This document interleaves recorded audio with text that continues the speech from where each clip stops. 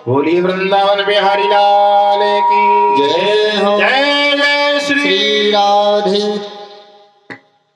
तो आज मेरे भगवत प्रेमियों, जैसे ही बलि जल के लिए एक सागर टोटी वाला लेकर के आता है और बलि लाया, और ला करके जैसे ही शुक्राचार्य जी ने समझाया कि बामन त्रिपन कोई नहीं है, तेरी त्रिलोकी को लूट ले जाएंगे, नहीं माना, लेकर के आया। अब तो जैसे ही जल डालने को संकल्प के लिए बलि डालना चाहता है तो शुक्राचार्य जी ने सूक्ष्म रूप बनाया और कमंडल की टोटी में प्रवेश कर गए। क्यों? क्योंकि न जल गिरेगा, न संकल्प होगा, न चेला लुटेगा। तो आज भगवान ने क्या किया कि अपनी कुशा के आसन में से एक सींग निकाली और उस कमंडल की टोटी में कर दिया, जिससे शुक्राचार्य जी महाराज की एक आंख पधार गई। भगवान कहने लगे कि गुरु को हमेशा एक दृष्टि से देखना चाहिए।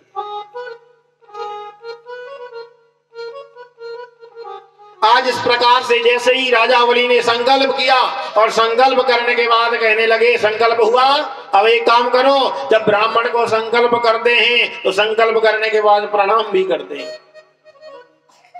राजा बलि ने कै भाग भूमि का दान किया? परीक्षित जी महाराज, आप कै बीघा का दान कर रहे हैं?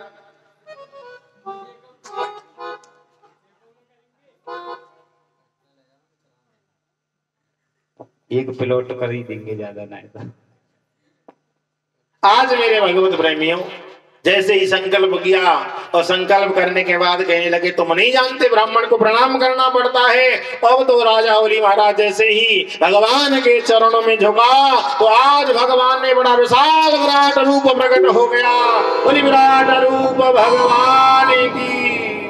जैसे ही बलि ने भगवान के चरणों में प्रणाम किया, भगवान इतने बड़े हो गए, इतने ऊंचे हो गए कि आज तो भगवान का मुखमंडल भी दिखाई नहीं देता।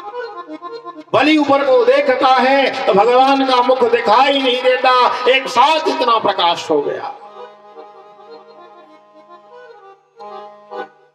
आज तो बलि ने बारंबार भगवान के चरणों में प्रणाम किया और भगवान ने अपना एक पैर रखा, एक लोक को नाप दिया और दूसरे लोक भगवान ने दूसरा चरण इतना लंबा रखा कि तीनों लोगों को अपने कब्जे में ले लिया। अब तो कहने लगे, बलि बता तीसरा पैर कहां रखूं, बनता था त्रिलोकी का राजा। भगवान कहने लगे, बता तीसरा पैर कहां रखूं। आज तो भगवान ने जैसे ही गरुड़ को आदेश किया, हे गरुड़ जाओ बलि को बांध करके डाल दो। आज जैसे ही बलि को बांध दिया है तो बलि ने कहा, भगवान एक बात बताओ, सबसे बड़ा धन बड़ा होता है कि धन वाला? बोले, सबसे पहले तो धन का मालिक ही माना जाता है। तो अभी तो आपने मेरे तीनों लोगों को लूटा है, तीनों लोगों का मालिक तो आपके सामने है। भगवान आप एक काम कीजिए, आप तीसरा चरण मेरे शीश पर रख दो प्रभु। आज बलि ने जैसे ही भगवान के चरणों में शीश झुकाया, कहने लगे कि आज बलि तूने मुझे ही जीत लिया। मैं तुझे आया था छलने, लेकिन बलि तूने तो मुझे ही छल लिया। भगवत प्रेमियों, जैसे ही भगवान ने चरण का स्पर्श कराया, ब्रह्मा जी ने चरण को धोया। उसके बाद में कहने लगे, भगवान के बलि में तुम्हारी भक्ति से बड़ा प्रसन्न हूं, वरदान मांग लो। अब तो बलि कहने लगा, भगवान एक बात बताओ, अभी तो आप भिखारी बनकर मेरे दरवाजे पर आए थे, अब तुम मुझे क्या वरदान दोगे? अरे अभी तो आप मेरे दरवाजे पर भिक्षा मांगने के लिए आए थे और आप कहते हो वरदान मांग लो, तो मैं आपसे क्या वरदान मांगू?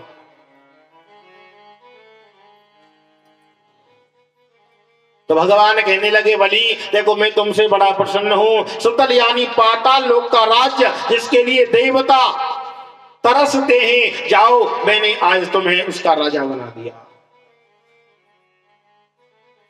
अब तुम्हारे मन में कोई वरदान मांगने की कामना हो तो बताओ। बलि कहने लगा, भगवान जो मांगूंगा सो दोगे? बोले हाँ। आपने मुझे राजा तो बना दिया अपनी इच्छा से, लेकिन मेरी एक इच्छा और है। बोले क्या? कि जब भी मैं अपने महल से बाहर निकलूं, अर्थात अपने महल में प्रवेश करूं, तो मुझे आपका दर्शन होना चाहिए। भगवान कहने लगे क्या कहते हो? बोले हाँ, यदि मैं महल से बाहर निकलूं, अर्थात महल में प्रवेश करूं, तो आपका दर्शन हो। बोले इसका मतलब तो हम तुम्हारे सिक्योरिटी गार्ड बन जाएं। बोले मैंने तो नहीं कहा। तो आज मेरे भगवत प्रेमियों, आज मेरे प्रभु प्रेमियों, भगवान ने क्या किया?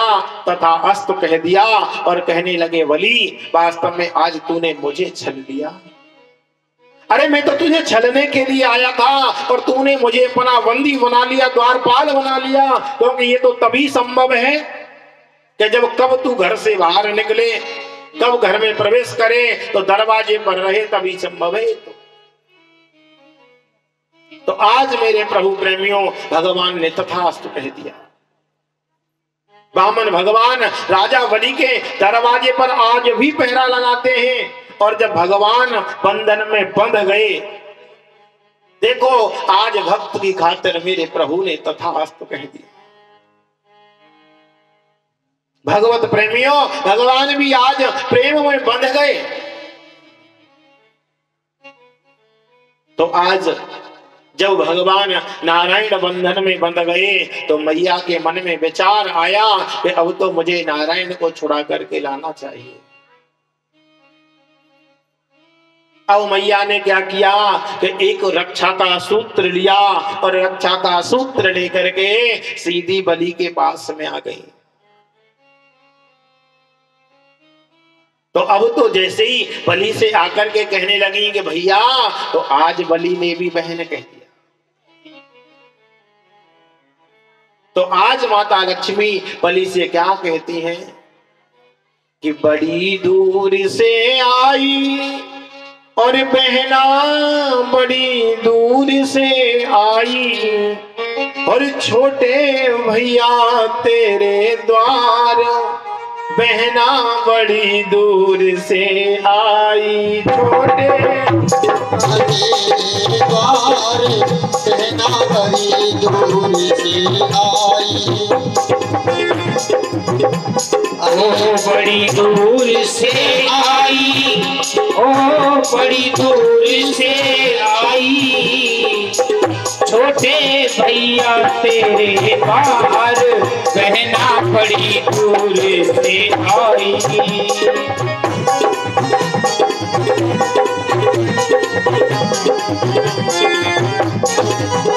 है पीरन मेरी इच्छा, बंधवाइल हाथ में रक्षा।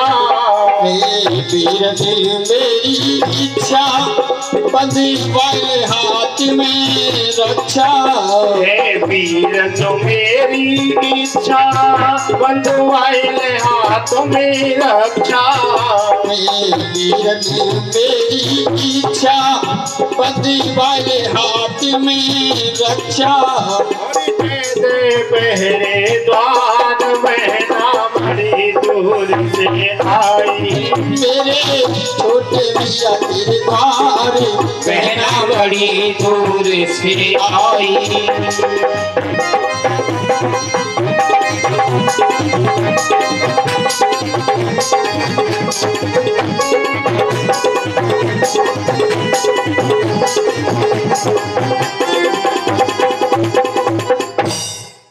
बोलिए वृंदावन बिहारी लाल की जय। जय जय श्री राधे।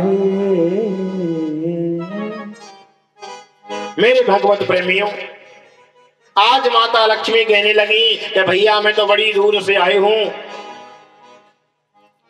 और जैसे ही माता लक्ष्मी ने राजा बलि को भैया कहा, तो उन्होंने भी बहन कह दिया।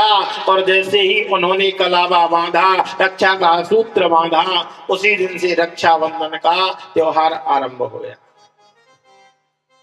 मेरे भगवत प्रेमियों, अब तो कहने लगा बलि कि बहन तेने रक्षा का सूत्र बांधा है तो कुछ मांग ले।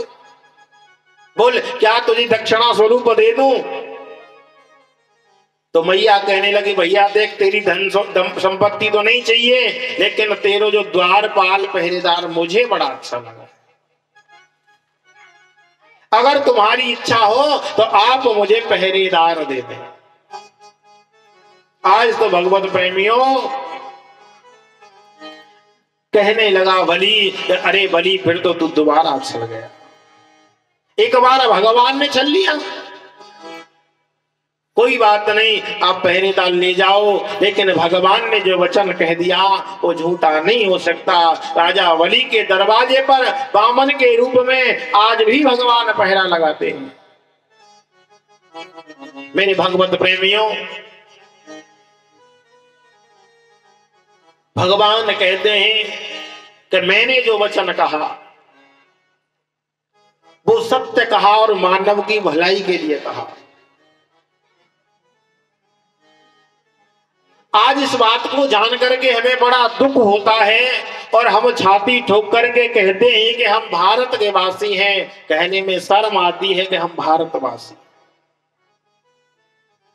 हम कहते हैं कि हमारे पूर्वज कोई राम थे, हमारी इस पृथ्वी पर कोई भगवान श्री राम आए थे। क्या राम की यही मर्यादा थी? क्या राम का यही नियम था? क्या राम का यही कर्म था जो हम कर रहे हैं? कि प्रात काल उठ करे रघुनाथ, प्रात काल उठ के रघुनाथा, मातो पिता गुरु नाम माता। राम सिया राम जय जय राम, राम सिया राम जय जय राम। प्रात काल उठ कर रघुनाथा, मात पिता गुरु नावई माता।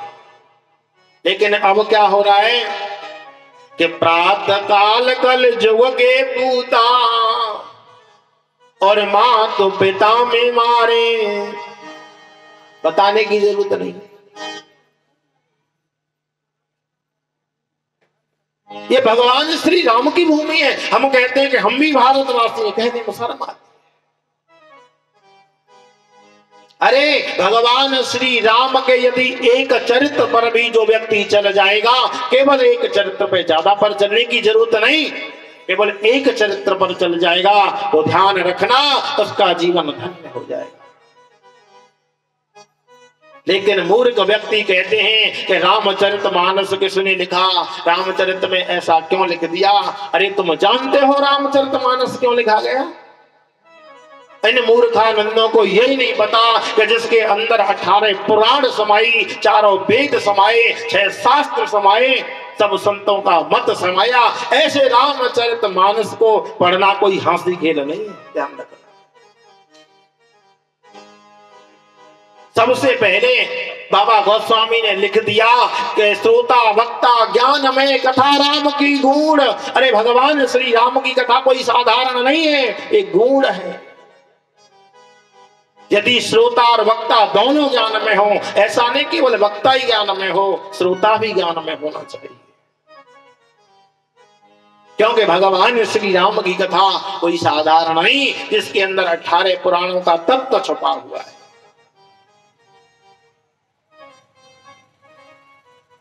आज मेरे भगवत प्रेमियों, आदरणीय श्री सुखदेव जी महाराज कहते हैं, परीक्षित इस प्रकार से भगवान नारायण बंधन से मुक्त हुए, क्योंकि कभी कभी ऐसा चक्कर पड़ जाता है कि भक्त के सामने भगवान भी झुक जाते हैं।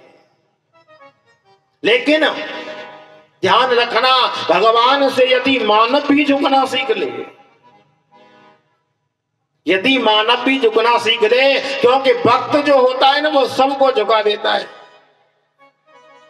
कि भक्त भक्त की बात है देखो, और भक्त बड़ा बलवान सुनो, और भक्त के आगे मेरे भैया झुक गए खुद भगवान सुनो।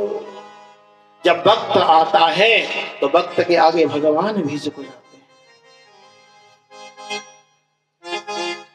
भगवत प्रेमियों, आज श्री सुखदेव जी महाराज कहते हैं, परीक्षित आज इस ज्ञानमयी गंगा का चतुर्थः दिवस आरंभ हो रहा है, आप कुछ थोड़ा सा जलपान कर लो, थोड़ा बाल भोग ले लो।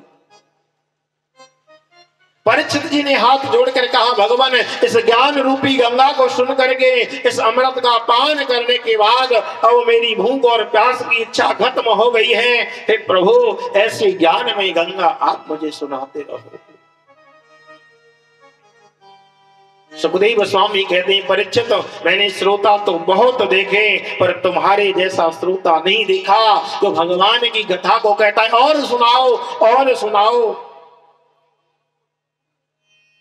क्योंकि बाबा कहते हैं, हो रामचरित जही सुनत अगाही,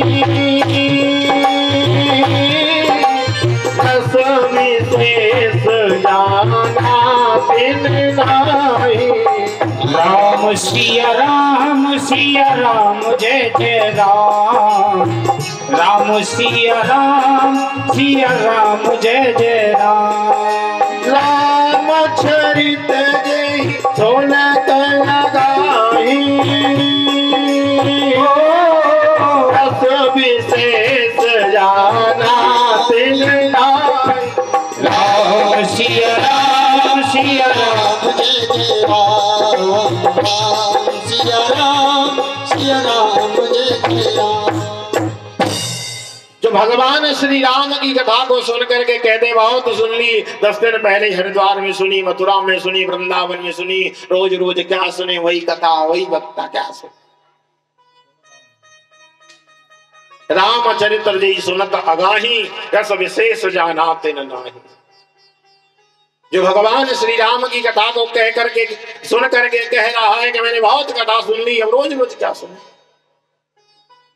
पिबत भागवत रसमालियम, अरे भागवत तो अमृत है भक्तों, और जो अमृत का पान करता है, जितना अमृत पिएंगे उतना ही आनंद मिलता है। तो ऐसे आनंद को जो व्यक्ति छोड़ देते हैं तो उन्हें सिवाय मूर्ख के और कुछ नहीं कह सकते।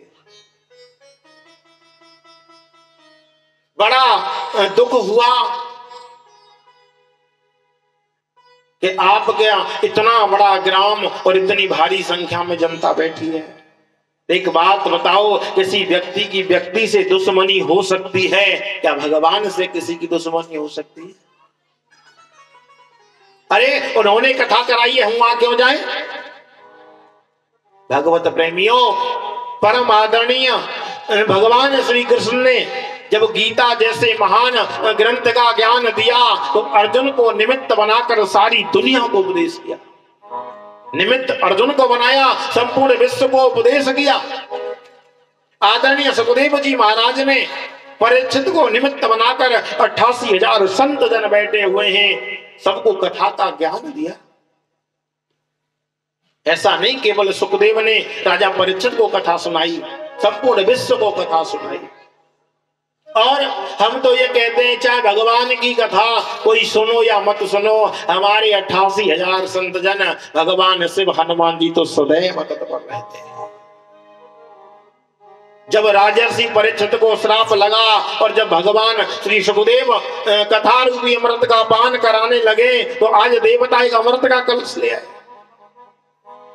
कहने लगे, अरे सुखदेव जी महाराज एक काम करो, राजा परीक्षित को अमृत पिला दो और हमें इस ज्ञान रूपी कथा का अमृत पान करा दो। सुखदेव जी ने कह दिया, अरे कहां तो आपकी स्वर्ग का अमृत और कहां भगवान की कथा का अमृत, ऐसा नहीं हो सकता। अरे देवताओं को सुखदेव जी ने लौटा दिया और कहा तुम कथा श्रवण के अधिकारी नहीं हो। और जब देवताओं को लौटा दिया और देवता रोते रोते ब्रह्मा जी के पास गए और ब्रह्मा जी ने कहा कि क्या हुआ? कहने लगे कि आज हमको सुखदेव जी ने लौटा दिया। तो आज ब्रह्मा जी ने तराजू ले ली। पहले तो तराजू होती थी, तराजू ले ली और तराजू लेकर के एक साइड में समस्त दुनिया के जितने भी ग्रंथ हैं उन सबको रख दिया और एक तरफ श्रीमद् भागवत जी को विराजमान कर दिया। लेकिन भगवत प्रेमियों ध्यान रखना, श्रीमद् भागवत महापुराण प्रत्यक्ष कृष्ण है वही। श्रीमद् भागवत कोई किताब नहीं, कोई पोथी नहीं, साक्षात मेरे गोविंद का भांग में स्वरूप है। आज भागवत का पल्ला नीचे की ओर हो गया और जितने धर्म ग्रंथ के पल्ला थे वो ऊपर को उठ गए, क्योंकि जिसमें वजन अधिक होगा वही तो नीचे की ओर रहेगा।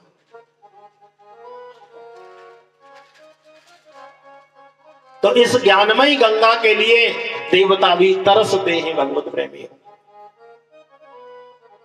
और जब दरवाजे पर कोई ज्ञान की गंगा बह रही हो और जो बहती हुई गंगा में गोता नहीं लगाता तो शायद उससे बड़ा समझदार कोई नहीं। जो बहती हुई भगवान की कथा रूपी ज्ञानमयी अमृतमयी गंगा में गोता नहीं लगाता, दरवाजे पर बह रही है, देखो कितनी बड़ी कृपा आपके ग्राम। कोई कथा की बात नहीं, भगवान ने अचानक कृपा कर दी। अरे ध्यान रखना, भगवान कभी कभी ऐसी कृपा करते हैं, रोज नहीं करते। कभी कभी कोई आपका पुण्य उदय हो गया, आपने किसी ने कोई सत्कार कर दिया तो भगवान की कथा हो गई। नहीं तो आप लाख प्रयत्न कर लो, यदि गोविंद की इच्छा नहीं हो तो आप कथा सुन नहीं सकते। ध्यान रखना।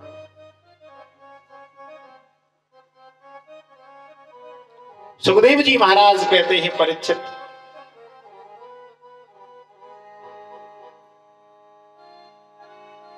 जब ब्रह्मा जी ने इस प्रकार इस तराजू से तोला तो आज जब समस्त ग्रंथ ऊपर उठ गए तो ब्रह्मा जी ने कह दिया, देवताओं ये श्रीमद् भागवत कोई किताब पोथी नहीं है, साक्षात कृष्ण है। जाओ जाकर के भगवान से माफी मांगो। कहां तो स्वर्ग का अमृत लेकर के घूमते हो। अरे स्वर्ग में जाने के बाद व्यक्ति को फिर यहीं आना पड़ता है। अर्थात आपके खाते में 10,000 रुपए हैं और आपने कोई किराए पर रूम लिया तो किराया जब तक का दिया है जब तक ही बात बनेगी, उसके बाद वो कमरे से बाहर निकाल देगा। इसी प्रकार आपने जो पुण्य किया है वो स्वर्ग में आपको उतना रहने देंगे, उसके बाद आपको स्वर्ग से धक्का मार दिया जाएगा, फिर यहीं आ जाओगे।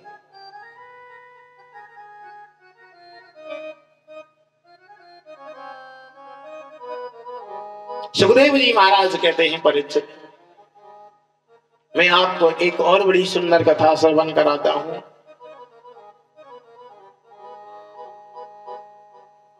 कि कभी कभी भगवान की माया इतनी प्रबल होती है भक्तों कि बड़े बड़े विद्वान, बड़े बड़े भगवान के भक्त भी इस माया के चक्कर में लिप्त हो जाते हैं। भगवान की जब माया का असर होता है, कहते हैं ना कि जलती चाकी देख कर गया कबीरा रोए,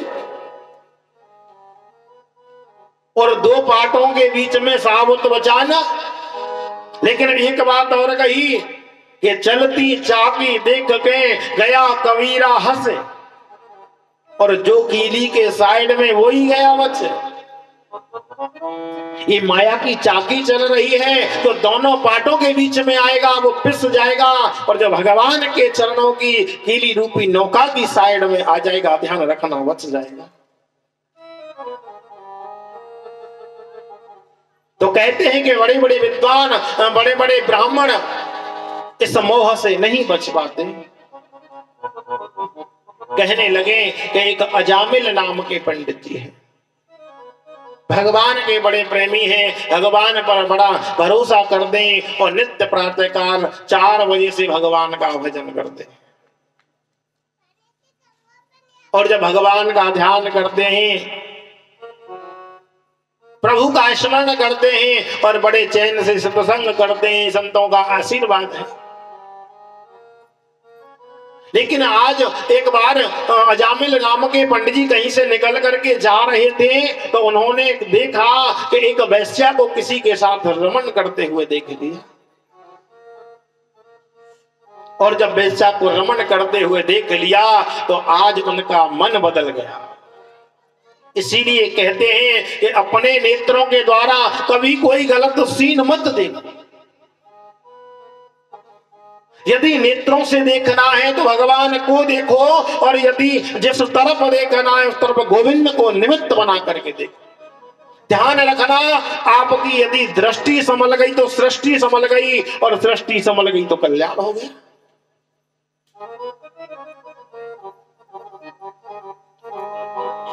अरे आज उन्होंने जैसे ही देख लिया वैश्या को रमण करते हुए, तो भगवत प्रेमियों उस वैश्या के पास गए, कहने लगे देवी आप मेरे घर चलो, मेरे पास बहुत साधन है,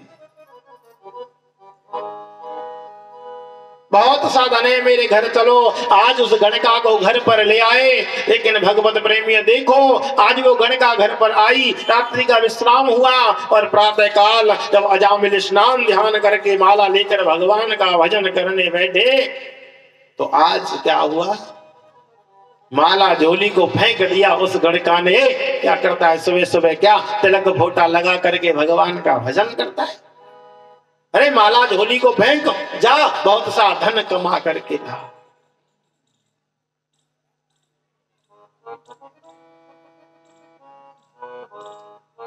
जब धन की बात कही तो आज अजामिल नाम के पंडित जी गए, जब विशेष धन नहीं मिला और धन ला।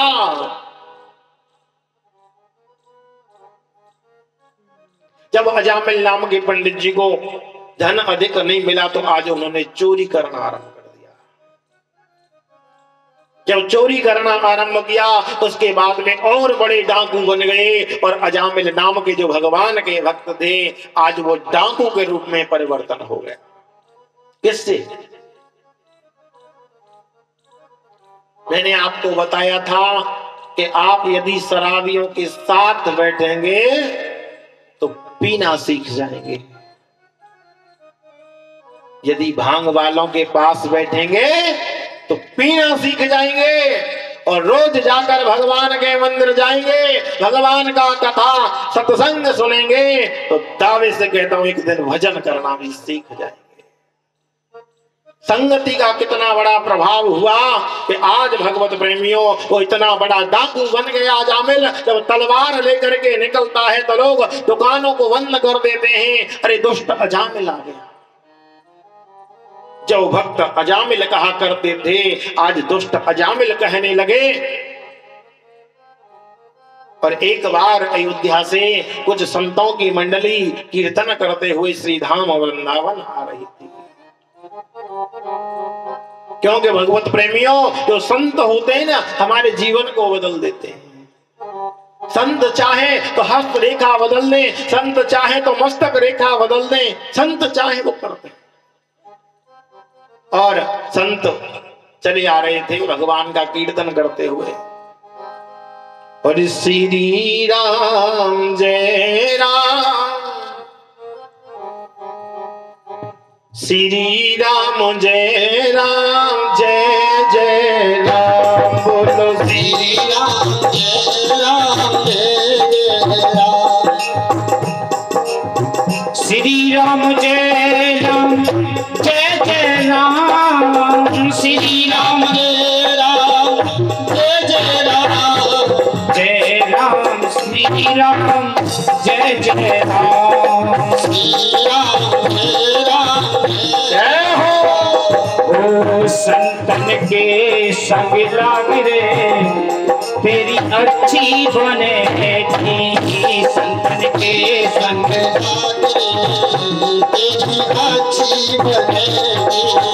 अच्छी बनेगी तेरी बिगड़ी बनेगी, अच्छी बनेगी तेरी बिगड़ी